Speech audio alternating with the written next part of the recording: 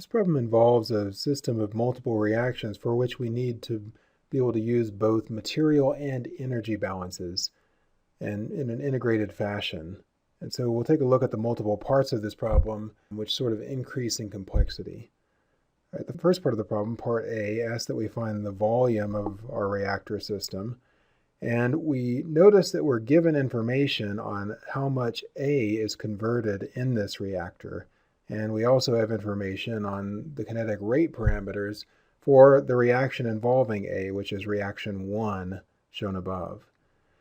And so because we're given this information, we can use a material balance on A to determine the volume of the reactor. And so we'll proceed to set that up now to show how this works. And so if we write the material balance on component A, for a CSTR, we have this form that the number of moles of A that enter the reactor minus what comes out is equal to that which is produced from reaction.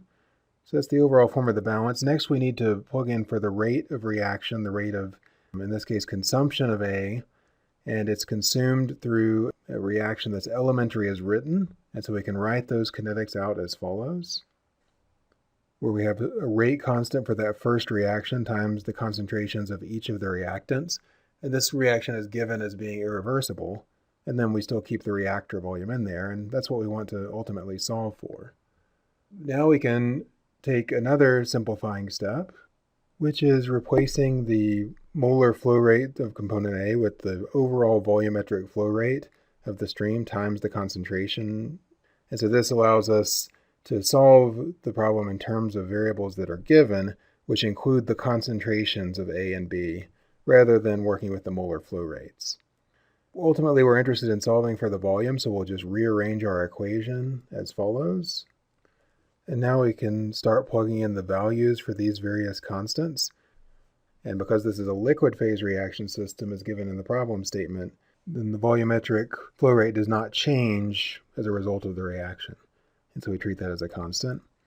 We know the outlet concentration of A is 0.5 mole per minute, and because we feed an equal molar amount of B, and B is consumed at the same rate of A, based on the stoichiometry, right, then we know that we have 0.5 mole per minute of B as well, and so 0.5 mole per minute squared in the denominator. And this lets us solve for the volume of the reactor of 206 liters. Now, in part B, we're asked to determine the overall selectivity of component D to component U in the product stream.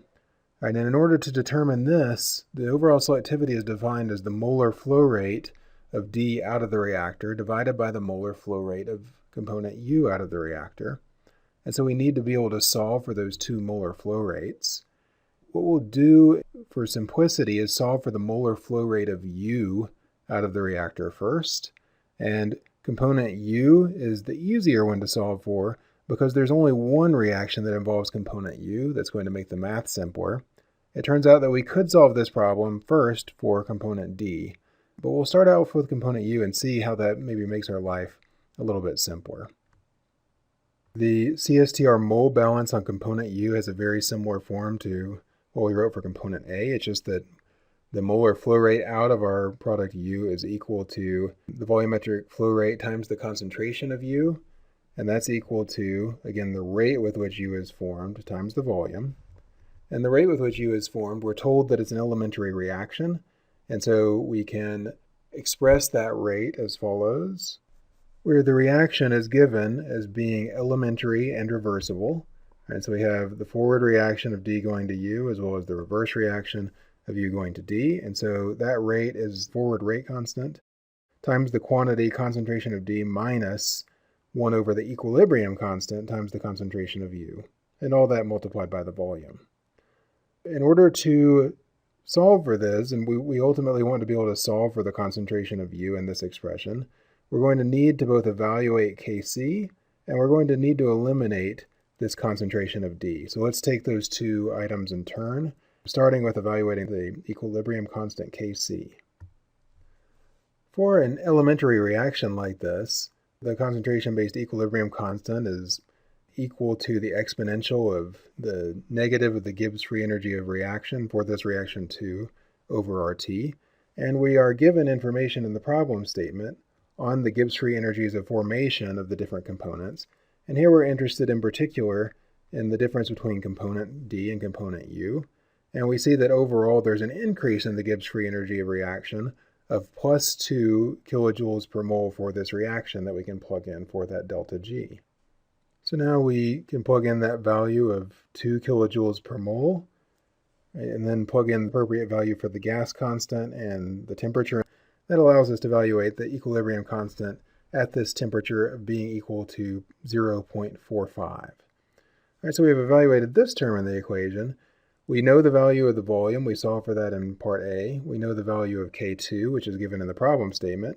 We know the value of the volumetric flow rate, and so now we just have two unknowns in our equation, so C sub U and C sub D. And we need another equation that relates those two to each other. And so that's going to be another form of the material balance. But here we'll take a simpler step, and we'll actually use the stoichiometry of the reactions in order to evaluate what CD should be in terms of Cu. So how do we do this? Well, we can say that the flow rate of component D out of the reactor we can track in terms of the extents of the two reactions. So for every mole of A that reacts, we'll call that the extent of reaction 1. We form 2 moles of D, and for every mole of U that we form, we consume 1 mole of D.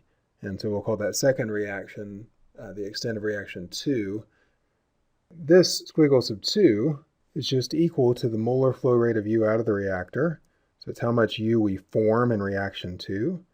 And this squiggle sub 1 is the amount of A that we reacted, as we've already said. So what this means is that we can write the molar flow rate of D as follows, where we've just collected the terms for the expressions of the two extents of reaction. And then if we just divide this equation for the molar flow rate of D by the volumetric flow rate through the reactor, which is just a constant term, then we can convert the molar flow rates to concentrations. And so we see that we have an expression now for the concentration of D in terms of this difference in concentrations.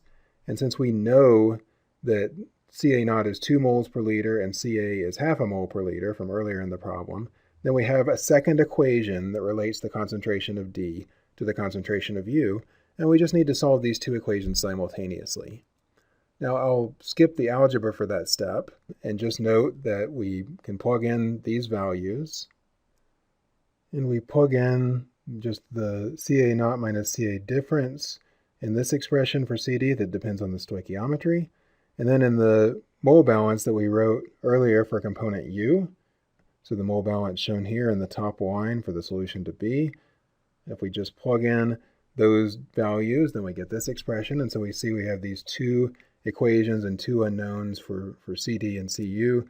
We can just plug in for this 2 times 1.5 minus Cu in for CD here and solve for Cu. And what we get when we do all that simple linear algebra is that we get a Cu equal to 0.90 moles per liter and a CD equal to approximately 2.1 moles per liter. And so therefore, the selectivity for forming D compared to U is just that 2.1 over 0.9, so we get an overall selectivity of 2.3. Right now here, instead of doing this stoichiometric balance where we solved for FD in terms of the extensive reaction, we could have written the full kinetic material balance on component D, in which we had a balance that looked very similar to what we wrote for U. Up here in this top line, that would depend on the rate of reaction of D times the volume. D is both consumed in the second reaction and formed in the first reaction. And so we would have a much more complicated algebraic situation. The rule of thumb in dealing with these systems of multiple reactions, right, is that you will have to do one of those full material balance, kinetic material balances, for each reaction that you have. You have to do at least one of those. And so we've already done in part A one of those balances for A. We did in part B that balance for U. And all the others, so for component B and D, we can get just from stoichiometric relations, so from extensive reaction. And so what we've done in this problem is we've chosen the two easiest components to do our full kinetic balances on. So that would be component A and component U, because they're each involved in only one reaction. And then we did our stoichiometric relationship in terms of the extensive reaction for component D in order to solve parts A and B of the problem. All right, next we'll move to component C.